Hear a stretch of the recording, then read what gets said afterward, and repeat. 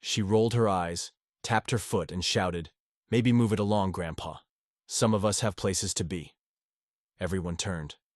I just stood there with my cane, silent. What she didn't know? I wasn't just a blind man holding up the line. I was someone who'd been honored by the President of the United States. I heard the automatic doors swish open as I stepped inside. My cane tapped the linoleum, light and steady. Even before I made it 10 feet in, I felt the energy shift. Someone sighed. Loudly, then again. Louder. "Ch! Oh my God, are you serious?" a woman muttered. I didn't say anything, didn't have to. I'd been in enough rooms to recognize the tone. Impatient. Entitled. A Karen, through and through. The line stretched maybe 7 or 8 people long. I found the end of it, tapped the floor gently with my cane, then stepped behind the man. "In front of me." "Ugh, this is going to take forever now," the same voice said, louder. I kept facing forward, but the guy in front of me shifted slightly. I felt his discomfort. "You all right, sir?" he asked under his breath. "Yeah," I replied quietly. "I'm good." Then I heard the unmistakable click of heels stepping toward me. The woman didn't even try to hide her attitude. "Excuse? I'm me," she said, in that sharp, fake polite tone people use when they're anything but polite. "Are you actually in line?" "Yes, ma'am," I replied. She let out a scoffing laugh. "Figures, of course." The man in front of me turned, slightly. "Hey lady, chill out. It's a line, not the finish line of a marathon." She ignored him and huffed again. "You know what? Whatever. I just have a lot to do today, unlike some people." I could hear the eye roll in her voice. I didn't react. Years in the military taught me restraint, and being blind taught me patience. But even that has limits. Another 5 minutes passed. The line moved slowly. I was 2 people away from the counter now. That's when she started muttering louder. "Unbelievable. The whole world has to slow down because some people can't function." "I swear." The older man behind me leaned toward her. "Lady, just stop. You're being rude." She raised her voice. "No, I'm being honest. Why are we all tiptoeing around one person's limitations? If you can't keep up with society, maybe stay home." The room went quiet. Someone near the front turned around. "Ma'am, seriously, that's enough." But Karen wasn't done. "Oh, so now I'm the bad guy for saying what we're all thinking?" she snapped. "We're all being held up because he decided to take 20 minutes for a simple errand." The cashier looked stunned. The clerk at the other counter froze mid-scan. I took a breath, still didn't turn, still didn't speak. The guy in front of me shook his head. "You're talking about a blind man. Have some damn respect." "Blind? Really?" she said mockingly. "Then maybe don't come alone. Or order online. This isn't a therapy center, it's a store." The moment the words left her mouth, you could feel the temperature in the room drop. I clenched my jaw. My fingers tightened slightly around my cane. I was still silent, but now, everyone else wasn't. Someone muttered, "Jesus." Another voice added, "You're way out of line, lady." Karen's voice cracked with frustration. "All I'm saying is, if you're going to make life harder for everyone else, maybe don't show up during peak hours." Still, I didn't respond. I didn't need to. She was digging her own hole with every word, but then she took one more step forward and said something that finally pushed it. "You know what? Maybe he's not even blind. I see people with canes pretending all the time." Silence. No one defended her this time. The man behind her muttered, "Oh, hell no." The air felt thick, like everyone was holding their breath. I adjusted my stance slightly. Not to speak, yet, but just to center myself. Karen, sensing that the room had turned, tried to cover it up with a nervous laugh. "Come on," she chuckled. "I mean, how do we even know? He's wearing sunglasses indoors, for God's sake." That was it. That's when I heard the man in front of me say, loud and clear, "Lady, you don't know who you're talking to." She scoffed. "Oh, please. What, is he some celebrity or something?" And that was the first time I spoke more than a few words. "No," I said. My voice was calm, firm, quiet, but cutting through the noise like a razor. "I'm just a guy who lost his eyesight when a roadside bomb exploded 6 feet from his Humvee." Dead silence. Karen's mouth snapped shut. I didn't come here for attention, I continued. Didn't ask anyone to treat me different. I just needed to mail a package. Someone near the front of the line let out a breath like they'd been holding it the whole time. Karen? She didn't say another word. But I wasn't done, not yet. She wasn't done. I thought maybe, that last sentence would have shut her up. But some people double down when they realize they've said too much, and that's exactly what she did. Well, she said sharply, if you lost your eyesight, why would you come out alone? That's just dangerous. Honestly, maybe you should just stay home. There it was. The sentence. That one string of words that made even the ceiling lights feel colder. I didn't respond. I just stood there. My cane, touching the floor. My hands still and steady. But the room reacted before I had to. A woman in line near the gum rack muttered, "Did she really just say that?" Another guy said, "You have got to be kidding me." But Karen? Oh, she thought she was winning. "You all think I'm rude," she snapped, "but I'm the only one saying what everyone's thinking. You know how many people use disabilities as an excuse to take advantage of others, to get sympathy?" Someone finally stepped out of line. A woman in a postal service uniform. "Ma'am, you need to stop right now," she said, walking toward us. Karen waved her off. "No, don't ma'am me. I have a right to speak. And I'm tired of this culture where no one's allowed to say anything without getting attacked. He's moving slow, that's just the truth. I don't care if he's blind or whatever. This is America. I can say what I want." A guy near the back clapped once, sarcastically. "Congrats. You've officially turned being an a-hole into a free speech issue." Laughter. Light, tense, nervous. I stayed silent. But I felt the pressure building. Not just in the room, but in me. It wasn't just about me anymore. It was about every person who ever got told they were a burden because they moved slower. Because they needed a little help. Because they weren't what the world considered efficient. Karen crossed her arms. "Look, all I'm saying is, if you can't keep up, maybe don't show up during busy hours. I had a nail appointment I'm late for now. And for what? Because Captain Kane over here needs a pity parade?" Someone said, "Oh my God." Another voice added, "You're unbelievable." I could feel her eyes on me, daring me to say something back, trying to get a rise. The guy in front of me finally turned fully toward her. "Lady, what's wrong with you?" She barked out a laugh. "What's wrong with me? What's wrong with you people? You're all acting like he's some kind of saint, just because he's slow and blind. That doesn't make him special." And that's when I raised my head. I turned slightly, not facing her fully, but enough, and I said, clearly, "You're right. Being blind doesn't make me special." Her mouth twitched. She opened it to say something but paused. I kept going. Calm, controlled, but loud enough for the entire line to hear. "I don't want special treatment. Never asked for it. I just wanted to mail a package, just like you." The silence in the store was deafening. Karen shifted uncomfortably, trying to regain control. Well, good for you. But I still think, you think I should stay home," I cut in. "Because I'm blind. Because I move slower. Because people like me inconvenience people like you." She looked thrown off. "That's not what I said exactly. It's exactly what you said." She looked around, hoping someone would back her up. No one did. I could feel the support behind me. Not in words, in presence. In the stillness of people standing with me, without even having to say anything. "You want to know something?" I continued. "I used to run, every morning, miles, fast, no cane, no glasses, no help. I led a squad through dangerous terrain, in heat you couldn't imagine. I was the one clearing the path for others." Karen's expression shifted. Confusion? Regret? Embarrassment? I couldn't tell.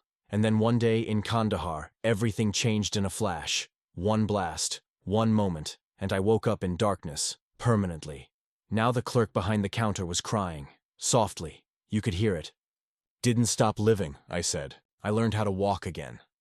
How to cross streets using sound. How to read with my fingers. How to live with dignity." Karen didn't say anything. "I come out alone," I said.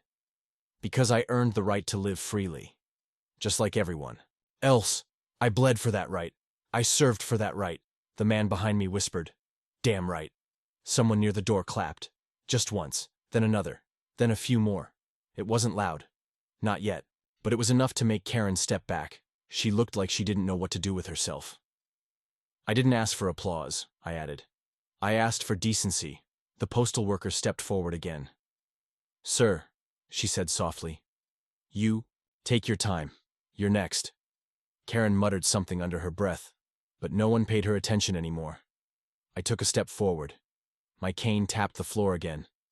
Steady. Strong. And behind me, the applause picked up. Just a little. Just enough. I was this close to letting it go.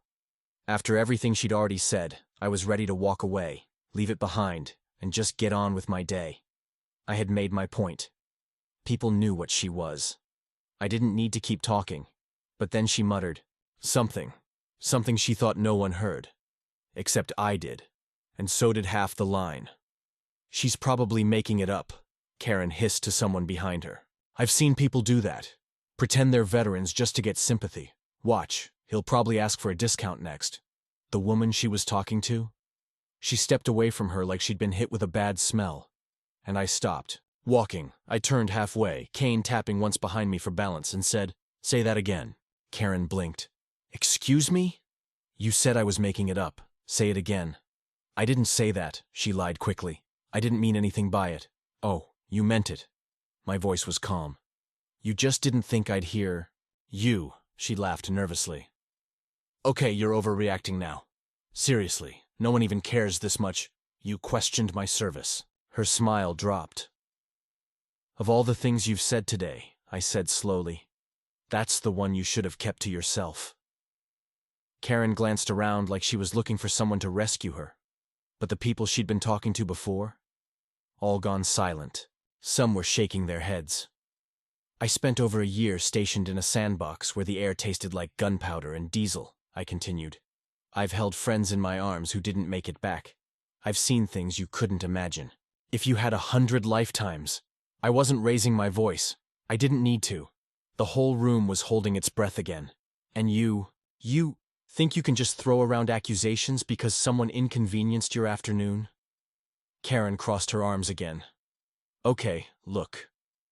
I'm sorry if I upset you, but you don't get a free pass just because you were in the military. I'm not asking for a free pass, I cut in. I asked for the basic respect you'd show any other human being. You wouldn't talk to someone in a wheelchair this way. You wouldn't shove someone on crutches. But the second someone's disability isn't obvious enough for you, you decide it must be fake? She looked like she didn't know how to answer that, so I kept going. You want proof I served? I asked. Fine. I reached into my pocket and pulled out a small leather wallet. From the inside, I unfolded my military ID, worn, faded, but still there, still valid. I held it out in her direction.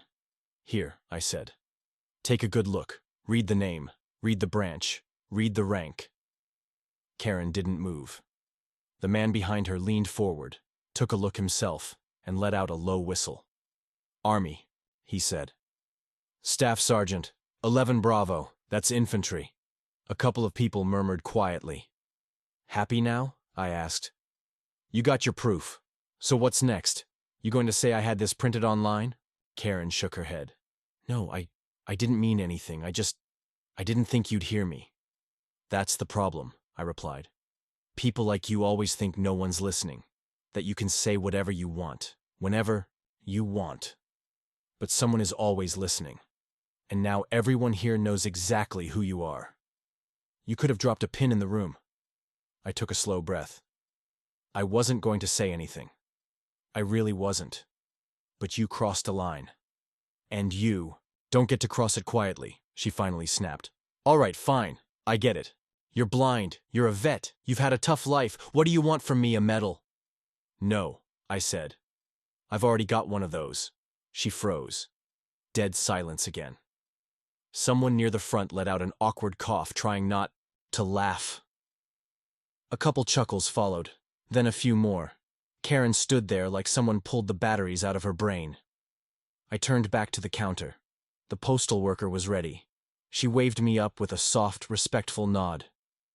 You take your time, sir. I walked forward, smooth, calm, and behind me I heard her say one more thing, low, petty, spiteful.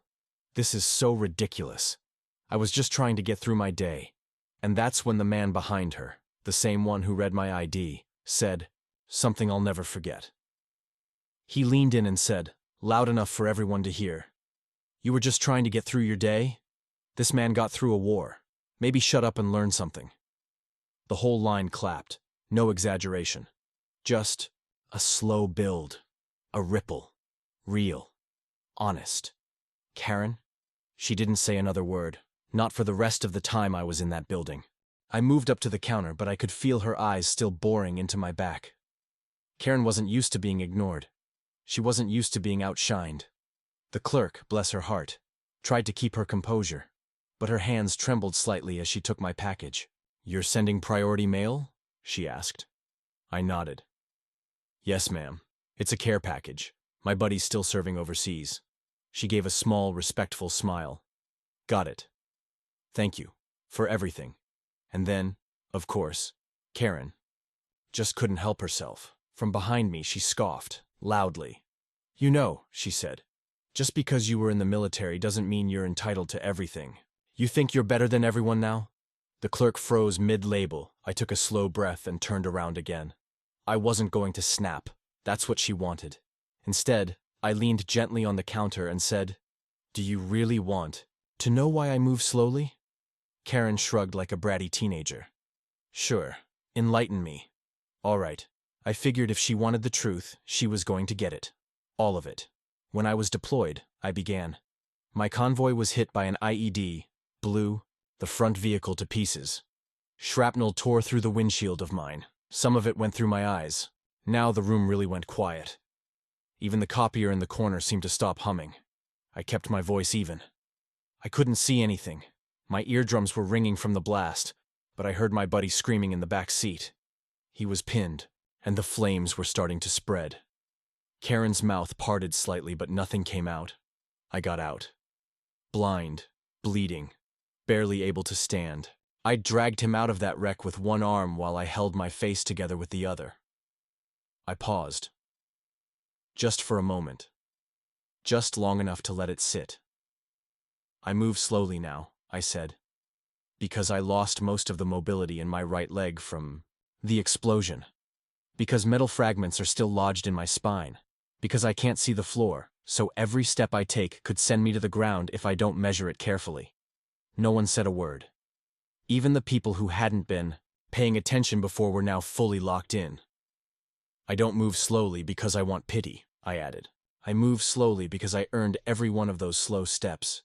Because I didn't die in that fire. Because I didn't let it stop me from living." Karen opened her mouth, but I held up a hand, not angrily, just to stop her from saying something. She'd regret even more. "And let's get something straight," I said. "I don't think I'm better than anyone. But I do think I've earned the right to walk into a post office without being humiliated by someone whose biggest hardship today was a delayed nail appointment." A single oof came from somewhere, near the magazine rack. Karen looked around again, clearly hoping someone, anyone, would jump to her defense. No one did. The clerk at the counter wiped her eyes. I don't even have words," she whispered. I offered her a small, gentle smile. "That's all right. I said them for you." Behind me, I heard shifting feet, murmured wows, and the kind of stunned silence that says a room has been permanently changed. Karen, now red in the face, sputtered, "You're trying to make me look bad." "Karen," the man who'd spoken up earlier said calmly, "you did that all by yourself." She turned to him. "I didn't mean anything." He shook his head. "No. But you said everything." The man stepped forward and placed a hand on my shoulder. "Sir, if there's ever anything you need, you've got people behind you. Always." "Thank you," I said. Then someone else spoke. The woman near the front. She'd been silent the entire time, just observing. She said, "My dad was in Vietnam, lost a leg. He never talked about it. But he used to flinch every time someone mocked his limp. Said it reminded him of people who never served, judging from their couches. I nodded to her. Your dad sounds like a strong man. He was, she replied. He'd be proud of you. Karen suddenly turned toward the door like she couldn't stand being in the building another second. She muttered something under her breath, something about how the world had gone crazy, and marched outside. No one stopped her. No one cared. I turned back to the counter, handed the clerk my card, and finished the transaction. It was quiet now, but it wasn't an awkward quiet anymore. It was the kind of quiet that comes after a storm has passed. The clerk handed me my receipt and whispered again, "Thank you. Truly." I nodded once. Just doing what I was trained to do. I tapped my cane, adjusted my footing, and turned to leave. And as I walked past the people in line, those strangers who had become something more in a matter of minutes, I heard a few soft words whispered just loudly enough for me to catch. "Thank you for your service. You're a hero. Keep walking, Sergeant." I was nearly at the door when it happened. A ripple. Not loud at first. Just a single pair of hands clapping slowly, deliberately. Then another joined. And another. Before I even reached the exit, the entire post office had erupted in applause. Not fake. Not forced. It was the kind of clapping that starts in your chest before it hits your hands. I stopped in my tracks, hand resting on the doorframe, unsure for a second if I should turn around or keep walking. But then, someone called out behind me, "Don't go yet, man. You earned this." I turned, slowly, and faced them. Karen was gone. Vanished out the glass doors the second she realized nobody was going to back her up. She probably power-walked to her SUV in a huff, already halfway through texting a dramatic post about being attacked by a rude man playing the veteran card. But none of that mattered anymore. Because in that moment, she wasn't the story. These people were. The man who stood up for me early on, he gave me a quiet salute. The older lady with the Vietnam vet father, she dabbed at her eyes with a tissue. Even the clerk behind the counter had both hands over her heart. "You didn't just shut her down," someone said. "You reminded us what real strength looks like." I didn't know what to say. I wasn't doing it for applause. I hadn't come in looking to be some hero. I just wanted to mail a package. I just wanted to get through my day like anyone else. But I guess sometimes, life doesn't let you pass through quietly. Sometimes it taps you on the shoulder and says, "You're up. Say what needs to be said." So I stood there, humbled and a little overwhelmed, and nodded to everyone in the room. "Thank you," I said simply. "Really? That means more than you know." The clapping didn't stop right away. It kept going, fading, slightly but still strong enough to let me know it was real. As I made my way out the door, one last person held it open for me. A young guy, maybe early 20s, with a faded ROTC shirt and a look in his eyes like he'd just seen a glimpse of his future. "You gave her a lesson no one else could," he said quietly. I smiled. "I hope she learned something." He nodded. We all did. Once outside, the world felt quieter, lighter. The sun had shifted, casting long shadows on the parking lot. I made my way across slowly, cane clicking with each step. Heard someone call my name. I turned to see the clerk running out of the building, waving. "You forgot your receipt," she said, smiling. I took it, chuckling. "Appreciate it." Then, just before she turned to go, she added something I wasn't expecting. "Next time you come in," she said, "your coffee's on me. I don't care if the sign says we don't serve it. I'll bring a thermos myself." I laughed. "I'll hold you to that." She grinned and jogged back inside. As I opened my car door and sat down, I felt something I hadn't felt in a while. Not pride exactly, not relief. It was something deeper. Closure. Because for years, I'd gotten used to being overlooked, to being stared at without being seen. People looked at my cane and thought, inconvenient. They saw the glasses and assumed helpless. They saw my limp and thought slow. But today was different. Today, they saw the story. Behind those things, today they saw me. I took a deep breath and started the engine. Before backing out, I gave the post office one last glance through the mirror. and for the first time in a long time, I smiled without forcing it. Epilogue. A week later. I came back to the post office exactly 7 days later. Same time. Same place, not to make a point, just to send another package to my buddy overseas. When I walked in, a few heads turned. One guy nudged his friend like, "That's him." The same clerk from before beamed when she saw me. "Sergeant," she said brightly. "Thought you'd abandoned us." "I try not to make scenes more than once a week," I joked. She chuckled. "We still talk about what happened. You know that, right?" I figured. "You know what else?" she said, leaning in slightly. Karen came back, couple days later. Different time of day. Thought no one would notice her. I raised an eyebrow. Did she say anything? She walked in like she owned the place. But the second someone made eye contact, she bolted, never said a word. I smiled. "That sounds about right. People like that," she added. "They always underestimate who they're dealing with." I tapped my cane gently on the tile. "Well, sometimes they learn the hard way." I finished my errand, chatted briefly with the man from last week, who was now working part-time at the post office, and then left quietly. No clapping this time, no confrontation, just a respectful nod from the people who remembered. And that was more than enough.